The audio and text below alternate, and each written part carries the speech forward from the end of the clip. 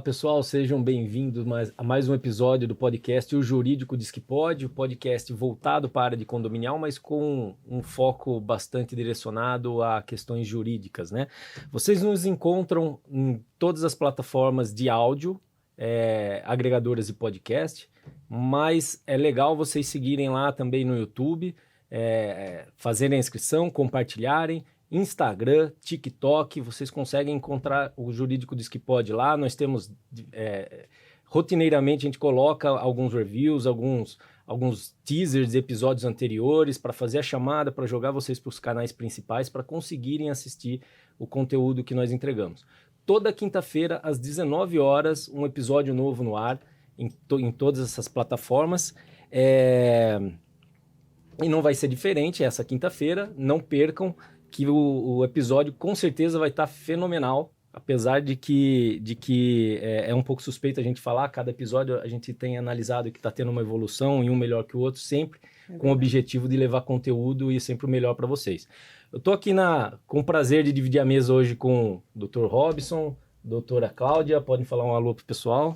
Olá pessoal, boa noite, tudo bom? Sejam bem-vindos mais uma vez ao nosso episódio desse podcast do Jurídico Diz Que Pode. Aqui, se a gente fala que pode, é porque pode mesmo.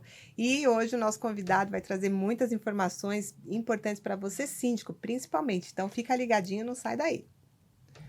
Pessoal, muito boa noite, obrigado, é um prazer estar na mesa aqui de volta, é um prazer estar na companhia do nosso convidado, que hoje vai trazer uma referência para vocês, com certeza seu filho conhece, e provavelmente você também conhece, mas você tem que conhecer a versão dele, que é para você síndico, para você condômino, não pode perder. Obrigado, vamos continuar. Pessoal, vocês já viram aí na tela, do lado do Robson, nosso convidado ilustre aqui, já é bastante conhecido no meio condominial e conhecido pela qualidade do trabalho, pela qualidade das palestras, pelo resultado que ele tem entregado para essa comunidade de condomínios, né?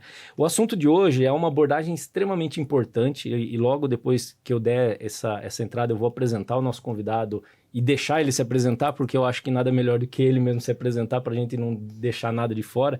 Mas o assunto de hoje ele é muito importante para os condomínios, porque é justamente todo síndico já ouviu em alguma palestra, em algum local, falando que o mercado de condomínio não é mais para amadores, né? Sem dúvida. E é justamente sobre isso que nós vamos falar, né? Sobre a profissionalização da gestão, sobre criar mecanismos, utilizar mecanismos e ferramentas que talvez, em muitos casos, são tipicamente do meio empresarial, mas aplicando isso para o meio de condomínio, né? E a gente estava muito ansioso por essa participação do nosso convidado aqui, o Ayrton Tertuliano, já falando o nome dele, porque ele é consultor empresarial, palestrante, ele é gestor de negócios imobiliários, mobilizador social, que ele já fez um trabalho social com o terceiro setor extremamente importante também, e eu acho que talvez um pouco disso acabou que instigando ele a trabalhar com condomínio também. Ele é autor do livro Síndico Gestor, Os 4 Pilares para uma Gestão Condominial de Sucesso. Esse livro aqui, daqui a pouco ele vai falar um pouquinho mais sobre esse livro. Ele é de São José do Campo, agora eu sei que ele tem um pezinho na minha cidade lá em Piracicaba. E apesar de você ser bastante conhecido já, Ayrton, eu gostaria que você desse um alô pro pessoal, se apresentasse, colocasse qualificações, falasse do livro. Você fica à vontade para se apresentar aqui para nossa audiência e sinta-se em casa. Não, legal, muito obrigado pelo convite, é bom estar aqui no Jurídico Diz Que Pode. Essa é uma pergunta recorrente, né, na gestão condominial, pode ou não pode? Ou pode ser que depende. Ou depende, então você tem que estar muito bem calçado, é bem legal, né, esse título, né, do programa, do podcast, porque nos arremete a uma necessidade primária do síndico, que é estar bem acompanhado na construção dos seus processos decisórios. E geralmente essa pergunta, se eu posso ou não posso, está na conclusão de algum processo que eu estou construindo para decidir. E a gente não consegue decidir em condomínio a revelia do outro, né? Haja visto que a gente precisa da participação dos condôminos, mas antes de chegarmos com uma proposta para o condômino decidir, ela tem que ser muito bem trabalhada e estar bem encaminhada. Exato. Porque do outro lado, aquelas pessoas que estão decidindo, elas estão com um ponto cego muito grave. E a gente tem que tirar essa fricção, né, dessa cegueira. Então, quem eu sou? Eu sou um consultor. E sou um consultor de soluções. Então, na minha fala aqui, já faço a minha apresentação. Então, aí o Tertuliano é aqui, é um consultor de soluções, vim do setor empresarial e hoje eu trago a minha expertise para dentro do condominial. Hoje, sou um profissional totalmente dedicado ao setor condominial, apesar de ser muito jovem no setor condominial, porque eu ingressei no condominial em 2018. Então, até então, esse era um setor em que eu desconhecia totalmente. Para dizer, o que eu passei mais próximo do setor condominial foi quando trabalhando para uma organização americana chamada Upward Sports, que trabalha com o fomento de esporte americano e utiliza isso como uma ferramenta de transformação social. Né? Então, a gente trabalhava aqui no Brasil, chegamos a ter 5 mil crianças envolvidas em programas esportivos com basquete, beisebol e flag football, que é o futebol americano de fita. E eu me lembro que o presidente internacional da Upward esteve no Brasil e conheceu São Paulo, conheceu a minha cidade, São José dos Campos, e passeando de carro em São José dos Campos e falando sobre quais seriam as expectativas do Brasil para o crescimento, por exemplo, do fomento do basquete. Apesar de sermos o país do futebol, temos um basquetebol com uma história internacional fantástica, como Oscar Schmidt e tudo mais. Hall da Fama, né? Mas a maioria das crianças não praticam basquete. E na minha cidade, andando com ele, eu disse, na minha cidade hoje nós temos mais de 1.000 quadras de basquete ociosas em que não é praticado basquetebol. Aí ele ficou surpreendido. Como assim? Assim, como assim? E eu fui parando na frente dos prédios. Cada condomínio desse tem uma quadra de basquete ociosa em que as crianças não praticam basquetebol.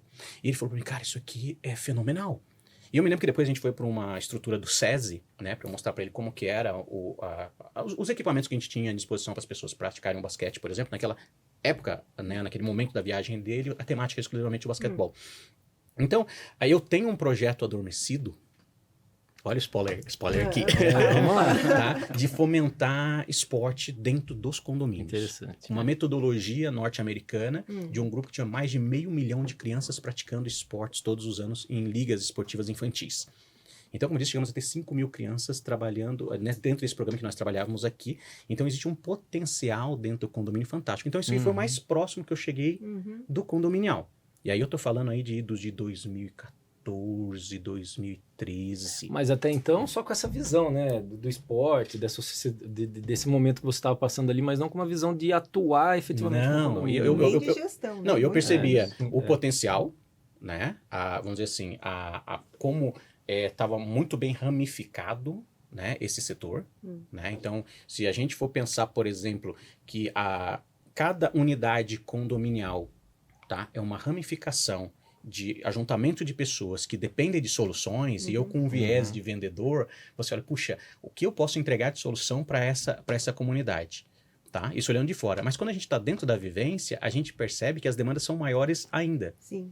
Né? E aí o que acontece? Quando eu vivi essa primeira experiência, tive um hiato de tempo de uns 5 anos para conhecer o condominial a partir do relacionamento com o escritório de advocacia. Pode falar o nome que é o nosso colega Rashid, Sim, né? de Eduardo Rashid, né? Da Rashid Advocacia. Isso. Né? Então, foi ele a pessoa responsável por me introduzir ao mercado condominial.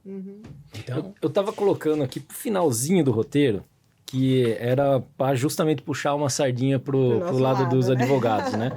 Que um dos itens aqui do livro, já entrando até no livro, um dos itens ali é justamente o síndico ter uma companhia de uma boa assessoria jurídica, né? isso. E você aborda ali 10 pontos do porquê disso, né? Fala um pouquinho desse ponto, só para a gente puxar um pouquinho de sardinha, um deleite nosso Não, aqui. vamos lá, né? vamos lá. Na realidade, eu escrevi um artigo Uhum. para uma revista, e o artigo era as 10 razões, além da cobrança, para eu contratar um advogado Além da cobrança. como assessor do condomínio. Então, eu excetuo a cobrança, e então eu parto desse princípio, né? Porque geralmente quando se pensa... Só para fazer um parênteses, isso que você vai falar vai gerar um corte que nós vamos levar de apresentação para prospecção de novos clientes, tá? Então, capricha. Capricha que vai ótimo. servir pra gente, Ótimo, pra ótimo. tudo. O que acontece? Por que eu excetuo a cobrança no meu artigo?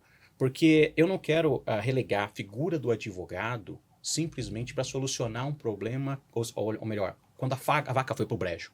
O problema já está lá, Já está. já estabelecido, tá? Então, a recuperação de crédito, eu acho que é diminuir demais o papel do advogado no condomínio, tá? Isso pode ser uma cereja do bolo, mas não é o bolo. Sim. Tá? E tem muita gente que nem come a cereja. Concorda? Sim ou não? Sem Opa. dúvida. Tá? Então, a maior contribuição que o advogado pode trazer para o condomínio é ele acompanhar como um assessor contínuo toda a construção de processo decisório. E aí eu parto do princípio que não se vende o serviço do advogado, a solução da assessoria jurídica para condomínio, para evitar problema. Eu não gosto dessa abordagem negativa. Eu sou muito mais propositivo e positivo.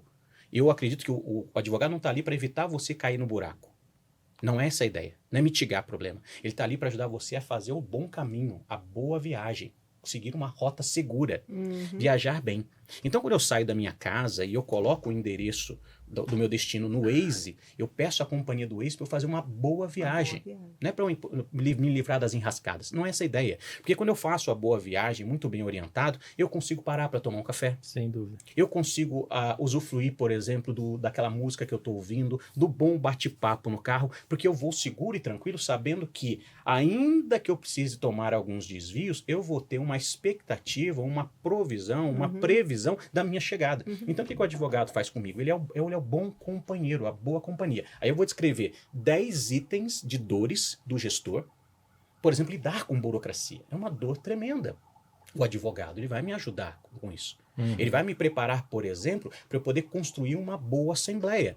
E a assembleia, ela não começa quando estão lá as coisas sendo arguídas e as discussões. Aliás, uma assembleia muito bem construída, ela mitiga isso.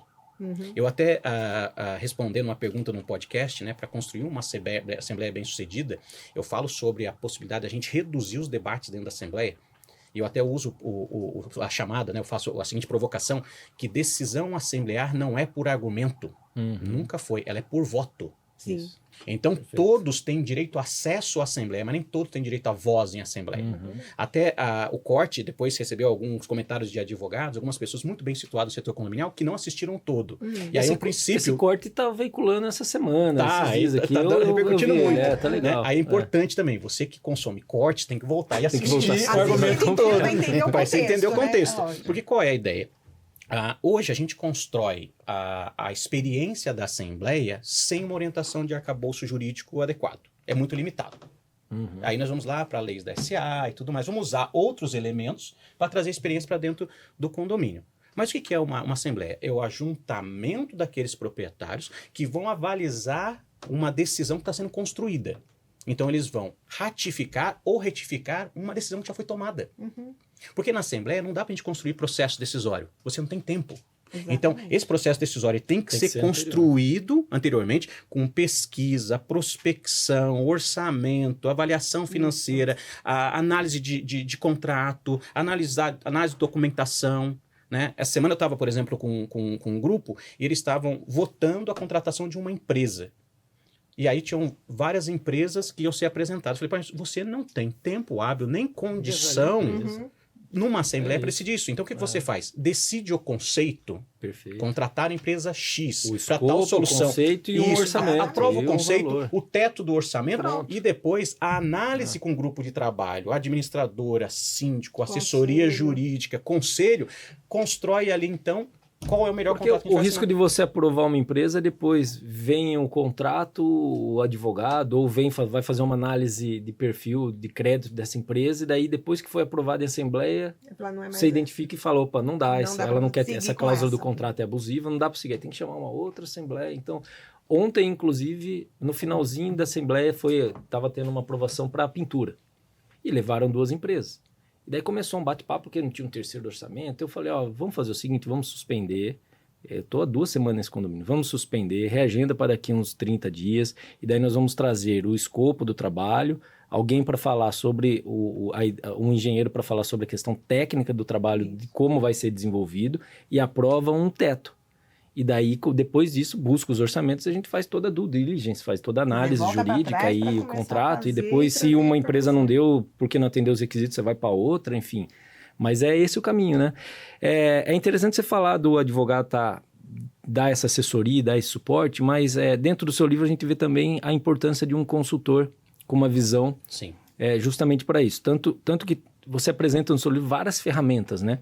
Que são tipicamente utilizadas no meio empresarial e não tão usual, na verdade, eu acho que em quase condomínio nenhum, né? Eu nunca vi. É raro, realmente. Talvez um outro condomínio trabalhe com algum tipo de KPI numa empresa terceirizada, com uma cláusula Mas você sabe que de nível eu de tive uma serviço. experiência do lançamento do livro.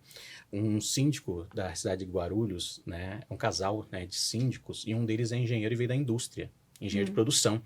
E eu dei um livro de presente para eles e tal.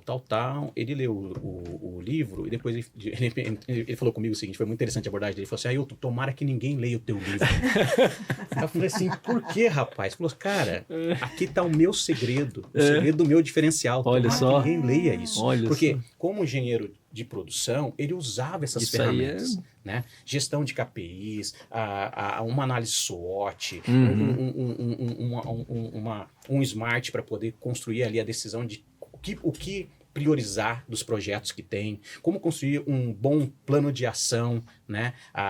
Fazer rodar um PDCA. Então, tudo isso ele fazia no condomínio. Ele falou, cara, esse é o meu diferencial. Aliás, isso é coisa que eu apresento em assembleia. E os demais concorrentes ficam ali olhando. Não que é sabem isso? o que é isso que ele tá falando. É grego, né? E sabe quem tá pensando nisso agora? O ouvinte nosso aqui.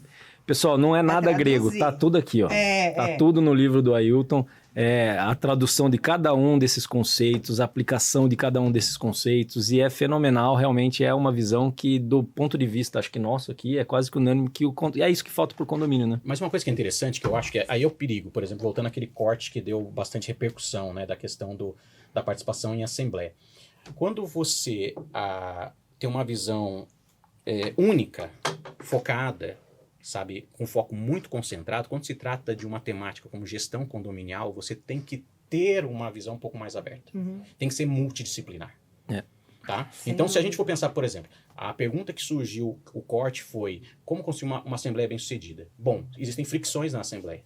Uma delas é tempo. Então, você tem que ter uma assembleia com tempo para começar e tempo para terminar.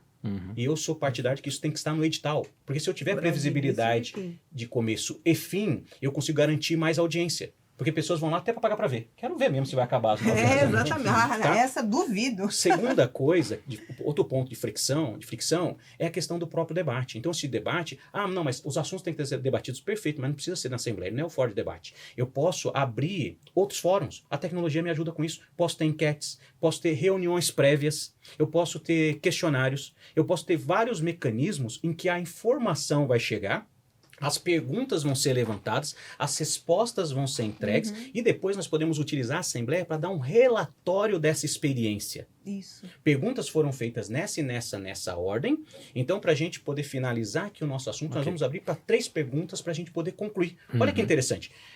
Eu estive numa Assembleia, por exemplo, em que foi proposto, estava no edital o horário de começo e término, mas também foi proposto no início da Assembleia a aprovação desse formato. Todos concordam com esse início, como nós estamos fazendo, e previsão de fechamento às 21 horas? Bacana. Sim, então foi aprovado. Então você está registrado. Então qualquer reclamação futura, existe ali uma âncora de segurança. Então, como que a gente constrói uma assembleia bem-sucedida? Tendo essa visão multidisciplinar. Aí o que acontece? Há uma discussão, aí vem um advogado e diz, isso não pode. Ô, colega, volta lá e assiste o todo. E você vai entender que existem fóruns adequados para aplicação de qualquer elemento. Porque eu não faço cotação em assembleia, mas a cotação é importante no processo. Sim. Ela tem que vir antes. Imagine se você não tiver uma discussão prévia para aprovar um regimento, uma alteração de convenção, um manual de conduta. É importante. Por isso que mas é o trabalho prévio. Agora você imagina uma assembleia para a gente discutir os itens da convenção. Não termina nunca. Não termina nunca. Vai virar noite. Então essa ideia de assembleia de direito a voz e voto não existe. Não existe nenhum tipo de segurança jurídica em relação a esse tema.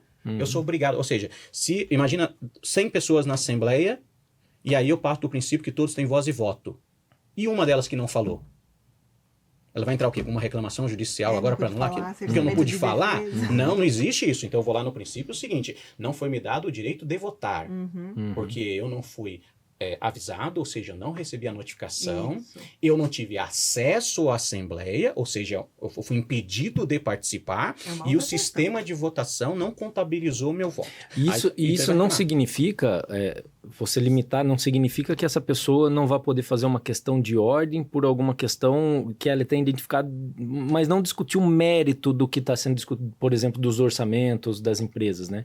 Isso realmente, agora, de repente, ela fazer um apontamento de técnico, de formalidade, Algo alguma mais coisa... pontual.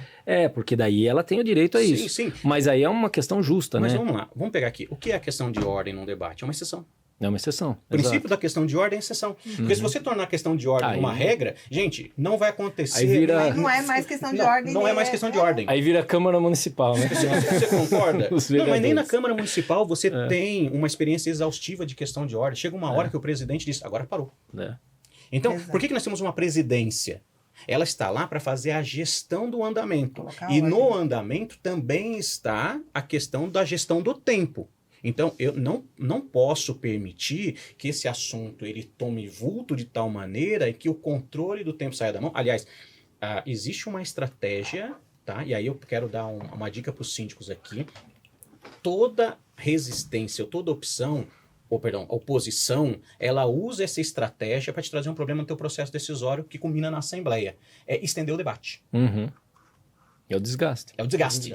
Tá? Então você tem que controlar as oportunidades de debate. Uhum. Elas estão sendo franqueadas, mas elas são limitadas. Uhum.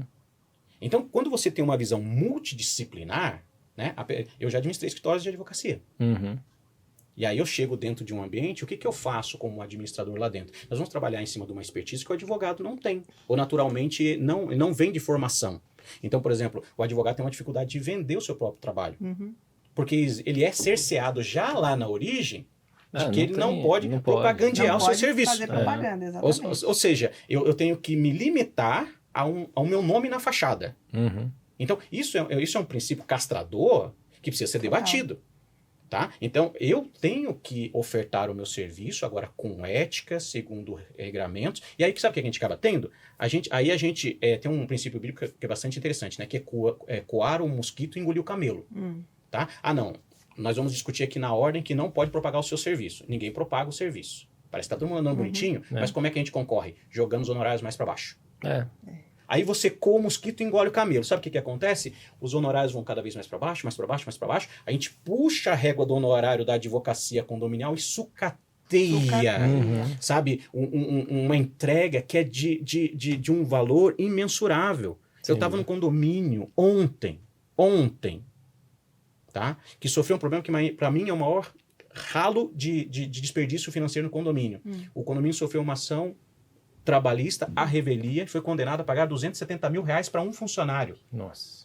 Não existe funcionário condominial que justifique uma indenização dessa.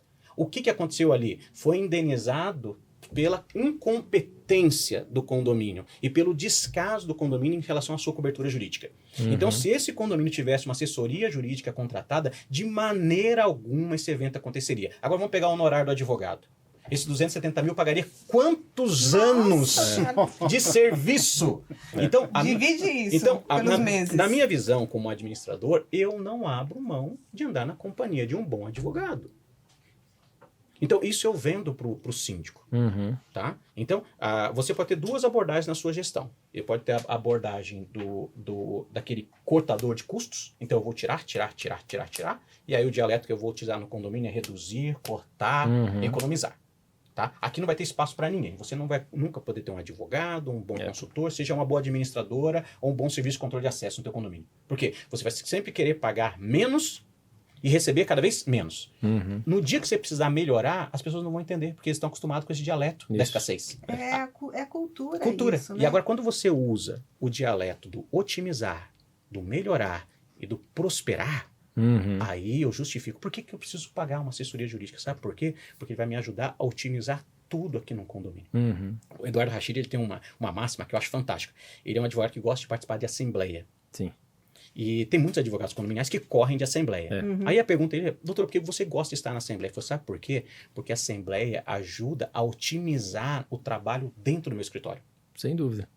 Porque um edital bem feito, uma assembleia bem construída, um processo decisório bem acompanhado, ele diz, eu gasto 2, 3 horas naquele ambiente e economizo dezenas de horas no da minha operação. Sem dúvida. Então, você imagina um escritório em que ele é abarrotado de notificações. Você tem que ter uma pessoa alocada só fazendo notificação. Então, o que ele faz? Ele prefere trabalhar na educação do síndico para ajudar com que ele tenha a expertise de trazer soluções a partir da realidade dele e não precisar utilizar o advogado como uma muleta. O advogado não é muleta de síndico. Aliás, ele é o melhor preposto do síndico. Então, se ele souber utilizar bem, ele vai otimizar e melhorar essa gestão. E aí, voltando à pergunta inicial, por que eu excetuei o trabalho da recuperação de crédito para os outros elementos? Porque os outros elementos são muito importantes. E se bem construídos, sabe o que vai acontecer com a recuperação de crédito? Vai ser cada vez menor. Exatamente. Sem porque dúvida. você cria uma cultura diferente dentro do condomínio, mas isso que você falou do advogado, infelizmente, muitos síndicos ainda colocam isso num segundo plano. Não só com a parte jurídica, como a parte da administração. Eu vejo muitos síndicos contratando administradoras pelo preço. Eu falei, mas essa não está te entregando nada. Não, doutora, mas eu prefiro assim porque o resto eu faço. Com o jurídico é a mesma coisa. Eles acham que conseguem dar conta também dessa parte, né? Então, é uma cultura pobre, né? Um pensamento pequeno, porque o conceito disso, lá na frente, vai trazer um prejuízo gigantesco a respeito dessa indenização da reclamação trabalhista. Como é que pode deixar a revelia uma reclamação trabalhista, não ter defesa? Não entra na minha cabeça. O que eu vejo aí é que é um dos itens que eu tinha até destacado aqui no nosso roteiro. E a gente às vezes percebe isso quando acaba assumindo como advogado um condomínio novo que cada gestão teve um advogado ou não teve advogado. Então, os procedimentos ali, por cada gestor ter atuado de uma maneira, tem um padrão, né? Cada advogado trabalhando de uma maneira que talvez não sejam advogados tão especialistas na área condominial, e aí a gente pega e não consegue nem entender o que está acontecendo no processo, é um acordo em cima de acordo, um acordo em cima de acordo, e enfim, fica meio perdido. E aí que eu gostaria de ver se o Ailton tem uma luz para nos dar aqui, porque a grande questão é, você implementa todas essas ferramentas dentro de um condomínio, e está funcionando bonito nessa gestão. E na próxima que trocou o síndico.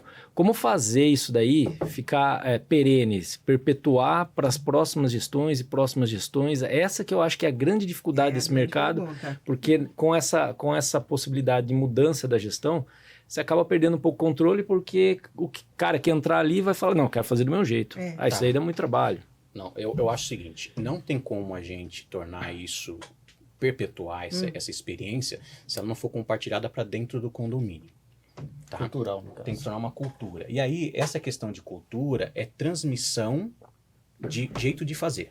O que é uma cultura? É o jeito que a gente faz. Tá? Então, por exemplo, na minha casa, nós comemos o feijão carioquinha. Essa é a nossa cultura. Quando eu vou no Rio de Janeiro, o pessoal só come feijão preto. Então, o jeito de se comer feijão é diferente. Até mesmo fazer o prato de arroz com feijão. Porque tem gente que põe feijão por baixo e arroz por cima. Não vamos entrar nessa polêmica. Outro põe arroz por baixo e feijão por cima. Exatamente. Aí eu conheci um extraterrestre que põe arroz de um lado e feijão do outro. Eu fazia isso quando eu era menor. Aí a pergunta é, quem tá certo? Depende, é a cultura. Porque estar na casa do meu pai, colocar feijão por baixo e arroz por cima, é a experiência certa de se comer arroz. E quando eu mudo esse sistema, eu crio uma fricção e um debate desnecessário. Nós vamos deixar de falar de outras coisas para falar do porquê eu como desse jeito.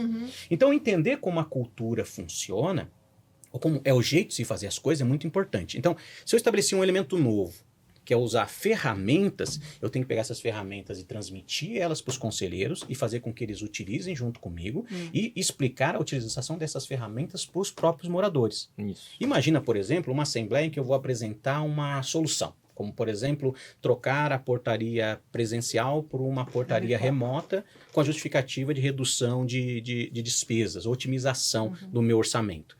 Tá? E se eu utilizo, por exemplo, na minha apresentação, uma justificativa do porquê nós escolhemos essa solução. E aí eu coloco, olha, nós utilizamos uma ferramenta chamada SMART, tá? Para definir esse nosso objetivo. SMART em inglês significa inteligente. Qual seria o alvo ou o projeto mais inteligente para a gente aplicar agora no condomínio? Então a gente pegou essa transformação do controle de acesso e passou por essa ferramenta. E essa ferramenta nos faz 5 perguntas. O que a gente quer fazer é algo específico? Ele é mensurável? Ele é atingível? Ele é relevante? Ele é temporal? Tem um espaço de tempo que eu posso realizar isso? Então, nós passamos por essa ferramenta e ela nos disse que essa era a melhor decisão que a gente podia tomar. Você começa o debate por aí. Quem está lá ouvindo, pensa assim, Caramba!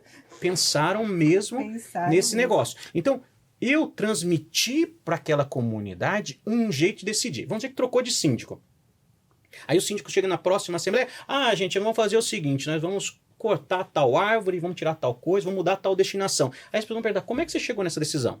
Pronto, é isso. Essa é uma pergunta que naturalmente o povo não teria, Não porque eles faz. não têm esse hábito. Uhum. Tá? Aí, voltando aqui para a experiência do advogado de novo, eu tenho uma crítica em relação ao advogado condominialista, que vai dar corte de novo, vamos bater em mim. O advogado condominialista, ele não entendeu que ele não é operacional. Uhum. Eu vejo o advogado no operacional. É. Ele não é operacional, ele é consultivo. Isso. O melhor trabalho, a melhor entrega do advogado condominialista é ser consultivo, e não é ser operacional. Uhum. Mas isso vai muito por causa do síndico. Que o síndico pensa que o advogado é meramente aquele cara que vai resolver processo. Aí, E afasta ele da gestão. gente, eu vou dar um outro spoiler. Eu estou escrevendo um livro sobre gestão de experiência.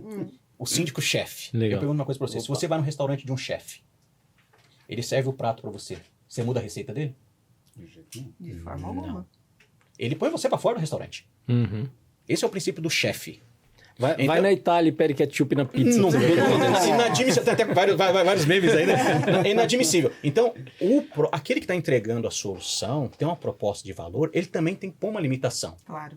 Tá? Por exemplo, eu vejo uma ausência de gestão por timesheet da entrega do advogado.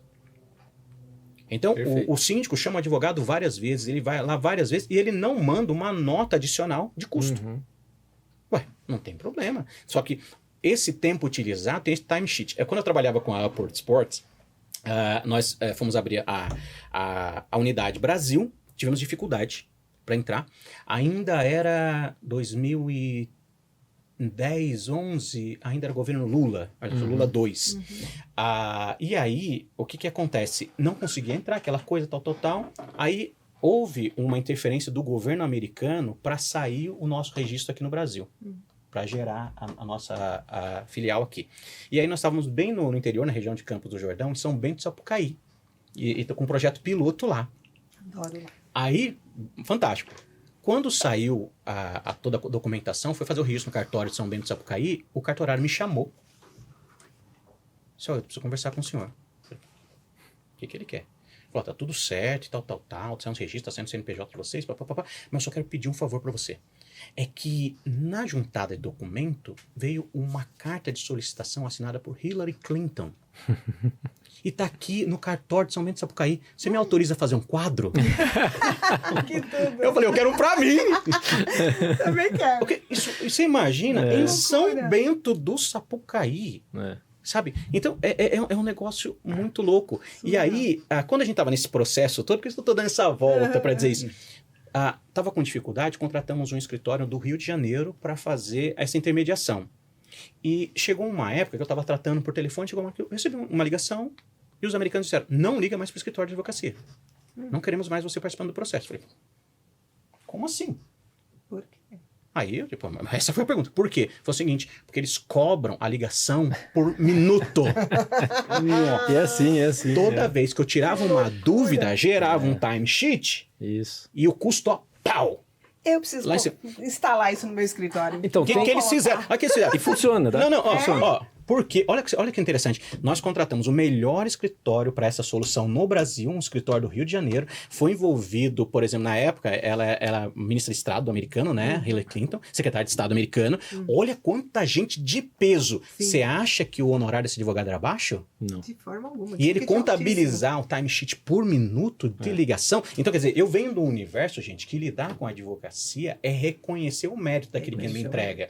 Então, quando eu venho pro condominial, eu venho cheio de vícios positivos que me faz fazer perguntas do tipo, como que você não controla isso? É. Mas tem, aí são vários tipos de condomínio e a gente precifica cada um de um jeito, né? Mas eu tenho na minha carteira lá um condomínio que é de uma torre que não justificaria uma mensalidade, mas aí eu tenho um valor hora e o timesheet que é cobrado e é emitida a nota com base nesse Perfeito. timesheet. Aí a gente entra na questão da precificação. A maioria dos profissionais do condominial não sabe precificar Isso. o seu serviço. Exato. E aí você pode pôr todo mundo nessa conta, tá? Não, 90%. não é só pesar no advogado. É o advogado, a própria administradora, Sim, sem o dúvida. síndico. É. Né? A gente tem discussões, por exemplo, hoje sobre a formalização da profissão do síndico e tal. A gente já está formalizado há décadas. Isso já é um princípio que quem tem uma funcional do Cresce já tem KINAI específico para poder utilizar. E já tem portaria do Cresce que estabelece, inclusive, o honorário, que é de 5% da receita que o síndico profissional administra. Então, o síndico profissional, há 20 anos atrás, ele tinha um mercado saudável que a gente sucateou hoje. E a gente está discutindo uma coisa que é bastante interessante em relação à formalização do síndico profissional, que não tem como ter formalização sem ter um curso de graduação, uma entidade de classe, para poder fazer toda a gestão da ética. Então, na hora que fizer isso, tira um monte de gente do mercado. Então, quando a gente fala sobre essa questão dessas técnicas para trabalhar, e aí eu vou, por exemplo, um livro que fala sobre técnica, mas aí a gente traz uma linguagem muito acessível, porque a proposta do síndico gestor não é ser um livro de difícil leitura. Tanto que é um livro de 100 páginas, com uma leitura muito fluida, muito cheio de é ilustrações e exemplos. gostoso, né? É gostoso de ler. E ferramentas. Até um amigo advogado que diz o seguinte: Ailton, vou riscar síndico, gestor para advogado gestor, porque eu estou aplicando isso aqui no meu escritório. Mas o que a gente está colocando com tudo isso aqui, gente? Que existem debates que a gente está fazendo que é simplesmente correr atrás do rabo. E tem outras coisas que a gente se perde, que a gente está falhando no básico, está errando no simples, que é fazer o arroz com feijão bem feito. Então, quando a gente traz uma precificação honesta e justa para todas as partes, e onde está a justiça na precificação? Está na qualidade da entrega, a gente cria um mercado melhor para todo mundo. E aí a gente sai de um vício que está no mercado condominial hoje, que eu chamo do jogo do rouba-monte. Então, hoje... E aí eu tenho que colocar todo mundo aqui de novo, o administrador, o advogado, o síndico, as empresas que operam soluções em condomínio, a gente não vai buscar o nosso próximo cliente construir o nosso mercado, nós vamos tentar tomar do outro. É o jogo do rouba-monte. E aí você vai ver uma coisa que na advocacia você não viu um tempo atrás, que é cruzarem propostas de vários advogados para o mesmo cliente. Antigamente, um advogado ser consultado por alguém e ele descobre que tem um colega, o que ele fazia? Ele declinava. E dizia, aliás, ligava para o colega para dizer: olha, o teu cliente me ligou, trabalha aí, doutor, para manter esse contrato. Agora, se a outra parte diz: não, puxa, eu estou querendo descontinuar com esse cliente, dar continuidade, o senhor me permite? Ok. Então o senhor pode, por favor, notificar o seu cliente que eu tive essa conversa contigo, porque eu vou fazê-lo. Falei, conversei com um colega, ele disse que tem intenção realmente de atuar numa outra área. Agora, ele me permitiu conduzir a nossa negociação. Gente, mudaria o mercado. Mas, infelizmente, tem que tirar o óculos cor-de-rosa, porque isso não existe. Mas sabe o que é? Isso é visão de escassez. Porque aonde tem visão de abundância, a gente não olha só para a árvore, a gente olha para a floresta. Você sabe aonde o pessoal põe esse óculos cor-de-rosa? Ruas de comércio de São Paulo. Você quer comprar um vestido para ir para um casamento, você vai para onde? Você vai lá para o Oriente, né? Rua das Noivas ali? Lá no Bom Retiro. Quantas lojas tem entregando o mesmo produto? Muitas. É uma atrás da outra. E você percebe como elas se fortalecem? Porque ela não vende só para São Paulo.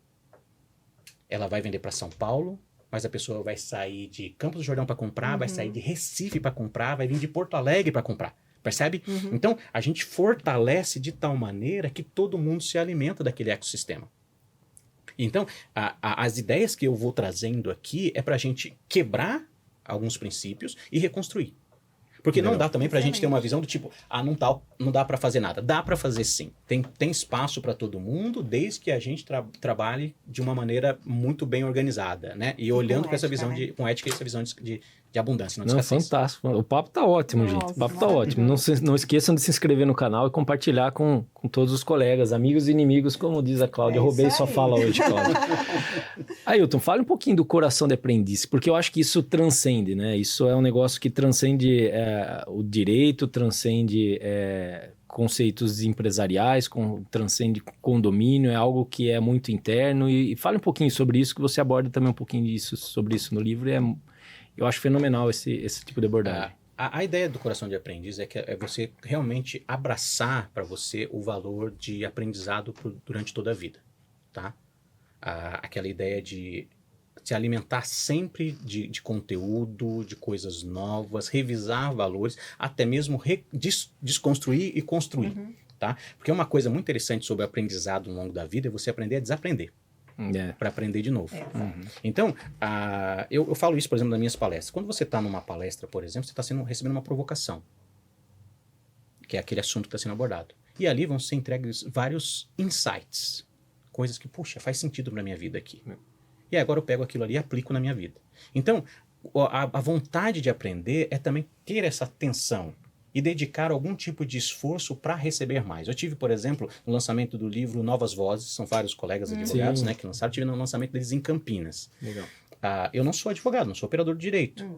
Eu fui lá, comprei o livro, eles assinaram, cheguei em casa, já fui ler o livro. E eu tô brincando com cada artigo. Olha. Porque eu tenho uma visão que eu discordo daquele cara ali. Entendeu? Peraí, isso aqui não faz sentido. Uhum. Entendeu? Você vê. Aí é interessante que, por isso que eu falo da questão da multidisciplinaridade, né? Então, quando a gente olha para esse tipo de coisa, eu tô aprendendo, eu tô questionando, eu tô discutindo e eu tô crescendo. É.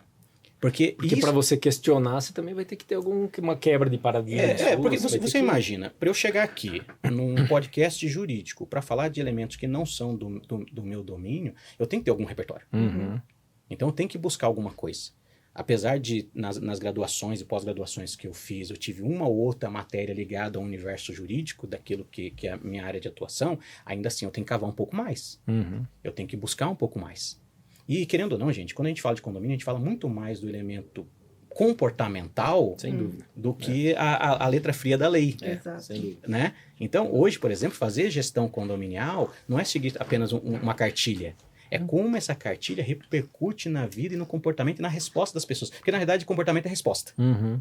Né? Você provocou de alguma maneira e recebeu uma resposta. Esses dias eu estava vendo um E a grupo de síndico- provocação e a resposta tem que ter base. Eu sempre gosto, sempre utilizo a Constituição Federal em questão de princípio da dignidade da pessoa humana, direito de propriedade. Então, assim, tanto a provocação quanto a resposta tem que estar fundada nesses princípios, né? Uhum. Que são bons princípios. Desculpa eu te interromper. Não, mas vamos pegar, por exemplo, esse princípio da dignidade da pessoa humana. A gente discute uma coisa que, gente, isso é o básico do básico. E qual que é o básico? Para eu pensar na dignidade do outro, eu volto para mim mesmo. Ou seja, eu não quero para o outro aquilo que eu não quero para mim. Perfeito. E eu quero para o outro aquilo que eu quero para mim. Então, quando eu trago para essa unidade menor do eu para o outro, puxa, aí as coisas vão ficando cada vez mais claras.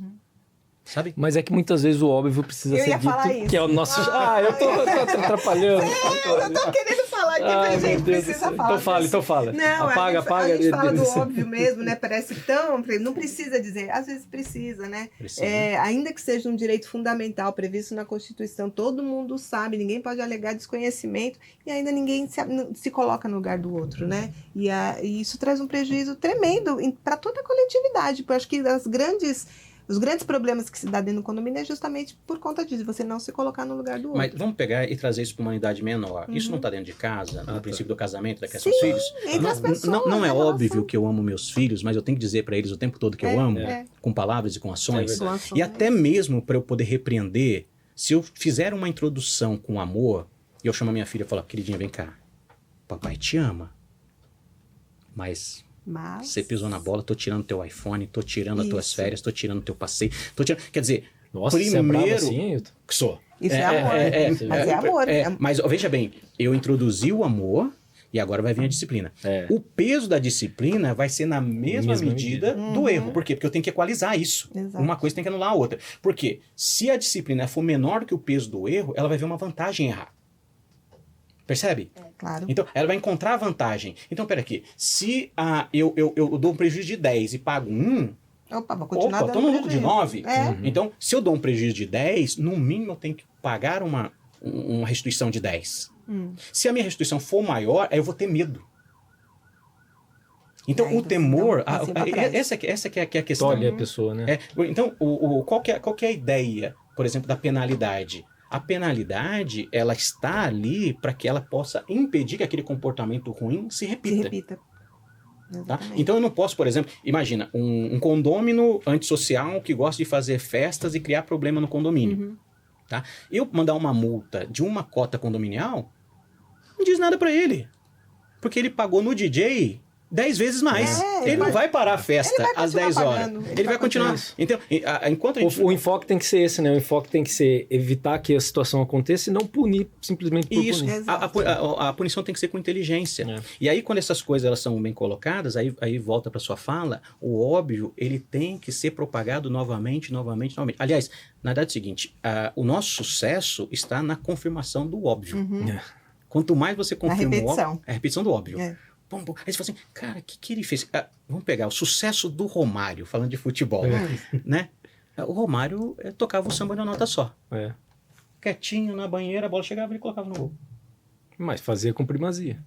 Só isso, é o último chute. Ele nem suava. Nem suava. Aí perguntava pra você, por que você não treina? Porque eu sou bom em fazer isso aqui. Só faz a bola chegar no meu pé. É isso, Gente. põe em mim aqui que vai ter gol. Você viu que aqui o tempo passa super rápido, o papo foi super gostoso. A gente já tá chegando no final aí, acho que já tá quase para estourar o tempo. É uma pena, porque tinha um monte de pergunta pra fazer pra mim, você não deixou. Desculpa, cara. Vai voltar aqui. Você vai voltar aqui. Volto com prazer, Vai voltar volto com prazer. Só queria que ele fizesse um spoiler do próximo livro, que já tá no forno. Tá no forno também. Falou pra gente aqui pra não ficar no esquecimento. Que esse aqui já é bom. Já tô na ansiedade de ler o próximo. É isso Dá um aí. spoiler pra nós aí. Vamos lá.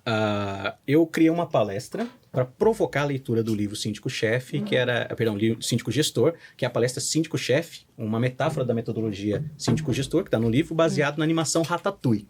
Maravilha. E eu viajei por vários lugares, mais de 1000 síndicos participaram, tiveram presentes nessas palestras e tal, e o sucesso foi tão bom, né, e o retorno foi tão positivo, que a gente lançou para um novo projeto, que é escrever o livro Síndico-Chefe. Tá? Fantástico. Que é baseado agora no princípio da gestão da experiência, né? Que é um elemento que eu não aprofundo aqui no Síndico Gestor. Então, já estou escrevendo, já concluí o primeiro capítulo, então estou trabalhando aí, logo. Estamos ansiosos. Vai chegar por Você isso. vai voltar para falar Olha, do nós livro. tem uma notícia para dar. Nós ganhamos um tempinho. Opa! Então, acho que você pode fazer algumas então perguntas que você vamos queria. lá. Tá. Não, o que me chamou muita atenção aqui no seu livro, tem uma parte que você fala de gestão de pessoas, né?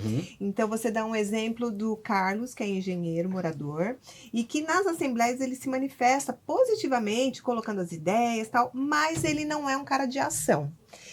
Esse é um personagem. O outro personagem é o Pedro, que é o faxineiro. Mas ele é atencioso, ele faz o trabalho dele com muita qualidade. E o síndico, ele olha para ele assim, poxa, ele pode estar num lugar melhor, ele pode ser um zelador.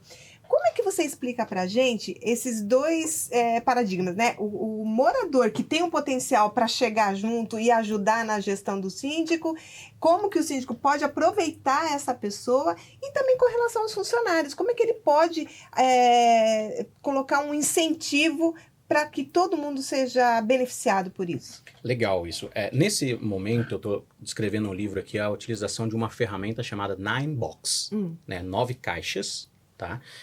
Onde a gente coloca ali algumas características das pessoas que estão dentro da nossa organização. Tá? Então, é uma ferramenta de gestão de pessoas em que ela se faz valer de 2 vetores, tá? Uma linha horizontal que trata sobre a entrega, tá? Ou seja, os resultados que essa pessoa apresenta, e uma outra linha, um outro vetor vertical de potencial. Então, existem pessoas que vão estar agora se posicionadas nessas caixas com baixo ou alto potencial de entrega, e tem pessoas que têm a entrega de fato abaixo do esperado ou acima do esperado.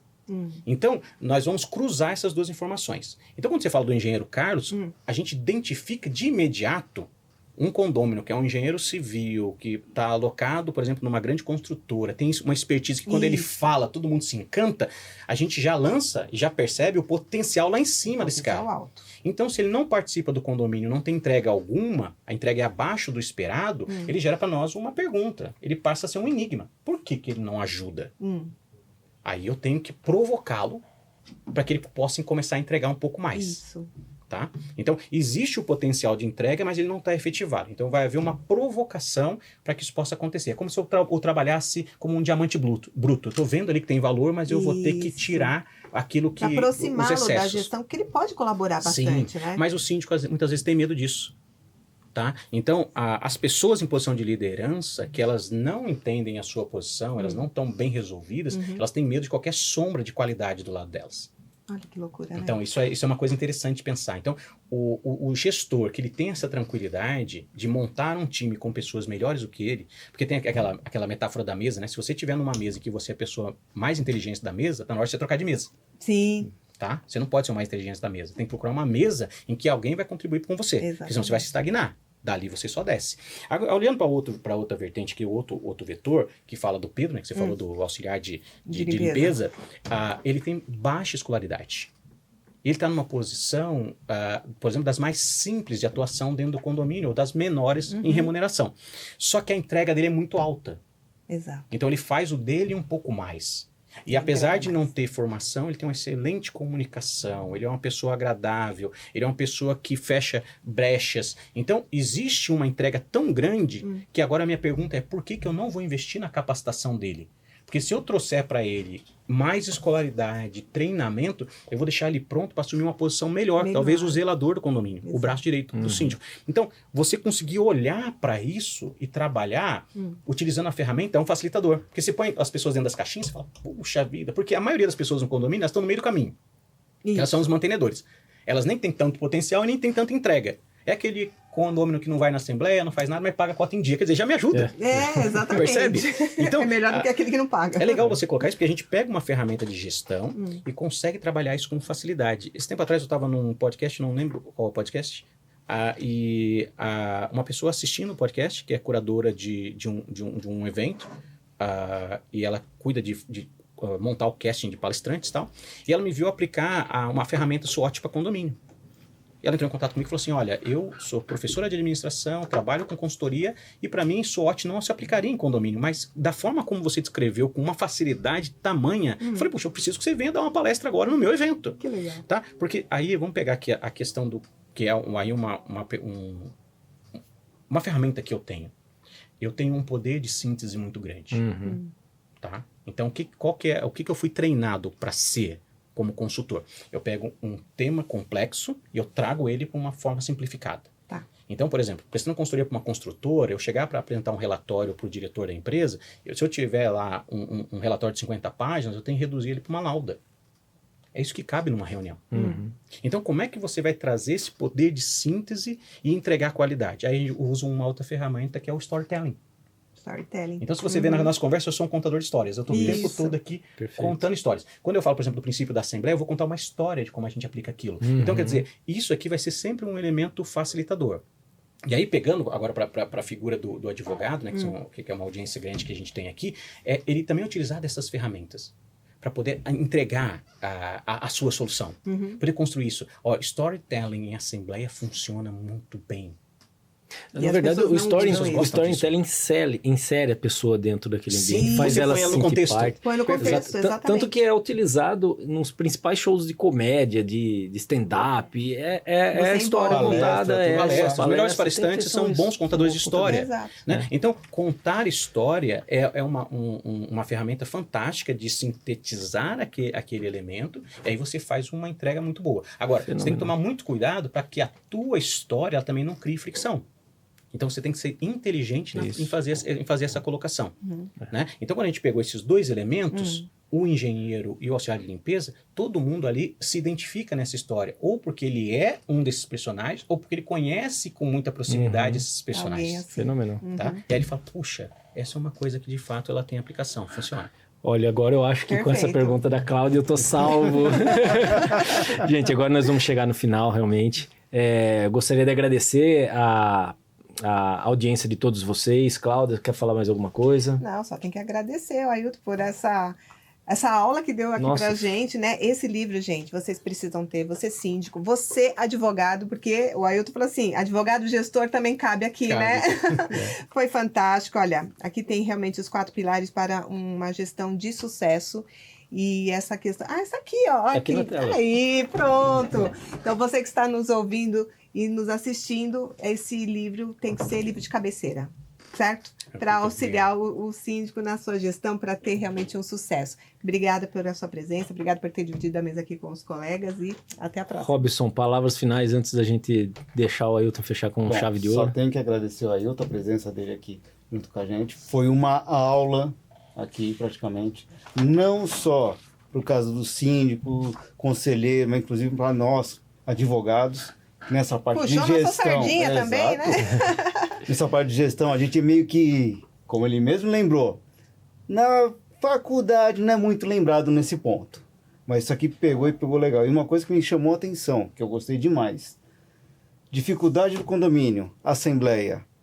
Não se trabalha assembleia no dia da assembleia, se trabalha antes. E quando fala antes, não é no dia anterior. é 1 mês, 2 meses, 3 meses, 6 meses antes, muitas vezes. Então, síndico, você tem que ter uma equipe ajudando você, uma equipe te orientando, inclusive na parte prática. Isso aqui ficou excelente a explanação. Ailton, vai voltar, eu ainda não fiz o agradecimento, porque agora eu vou fazer, em nome dos meus colegas, entregar uma lembrancinha para você. Opa. Obrigado. Olha, Ailton, abre que agora vai focar a câmera em você para nós vermos a reação. Sim, hein? opa, peraí. Tem que ver a reação, se a pessoa gosta, se Posso não mexer gosta. aqui. Eu gosto de falar que eu gosto de falar que essa é de Obrigado, vidro, então ela dá para tomar chopp. Mas Sim. por ser laminada, ela não pode ir no micro-ondas, tá? Não pode. Não, legal. Mas a beleza dela supera Não, essa. obrigado, vantagem. gente. Vou tomar o chopp aqui. É isso aí. Opa! Eu vou lá no seu escritório em Piracicaba, inclusive, para tomar um chopp com você lá. Por favor. Fique à vontade para dar um alô, suas considerações finais. Bom, eu acho que não tem como agradecer essa oportunidade, né, na medida que lhe é devida, porque a oportunidade que vocês nos dão de fala, né, é muito importante para mim e é importante também para o setor, porque a gente começa a ouvir diferentes vozes, isso ajuda a construir a nossa voz. Tá? Então, ninguém chegou a lugar nenhum sozinho. Então, eu sou o resultado da construção de tantas outras experiências que eu colhi, seja na leitura de um livro, um podcast. Eu vim para cá dirigindo, ouvindo podcasts. Né? Então, eu estou na minha casa, estou aprendendo com as experiências das minhas filhas. Eu vou na minha mãe, aprendo com as experiências, com as histórias. Então, eu estou o tempo todo colhendo fontes diferentes para construir o que eu sou. Então, dar uma oportunidade para que a minha história, a minha fala chegue para tantos outros, gente, isso daqui é de um valor imensurável. Até porque esse registro aqui ele vai ficar, né? Ele é perene. Exato. Então vão ter pessoas, talvez daqui a 10 anos, 20 anos, estão voltando aqui e colhendo esse tema, uma simples pesquisa no Google, né? Talvez a inteligência artificial vai utilizar os nossos argumentos para construir o argumento deles lá. Legal, eu nunca tinha pensado nessa Não é curioso isso? Legal. Então, hoje a gente está ajudando a construir a história condominial sem a necessidade dos grandes medalhões. Parece que em tudo a gente sempre focou nos medalhões. Mas na realidade, a gente precisa construir também com outras vozes. E oxigenando. com certeza. E quando vocês dão essa oportunidade, gente, eu só tenho que agradecer. Imagina. Quero deixar aqui de presente um livro para a tua audiência, Obrigado, né, para vocês perfeito. poderem presentear Obrigada. a audiência de vocês. Isso aí. Então, pessoal, não percam que vai ter sorteio em breve, hein? Presentear a audiência de vocês e fica aqui o meu agradecimento a todos e se for relevante de alguma maneira a minha contribuição de qualquer outra oportunidade, estou à disposição. Com certeza. Ninguém mandou falar, você já não sabe o que te espera. Pessoal, gostaria de agradecer novamente a audiência de vocês, é sempre muito importante para nós, mas a gente precisa e conta com a ajuda de vocês curtindo o vídeo no YouTube, compartilhando com todos os colegas nos grupos de família. Sigam a rede social, @juridicodisquepode no Instagram e no TikTok. Né? No YouTube também é o Jurídico Diz Que Pode, vocês conseguem nos encontrar lá facilmente. Dê uma moralzinha para nós, porque aqui o Jurídico Diz Que Pode.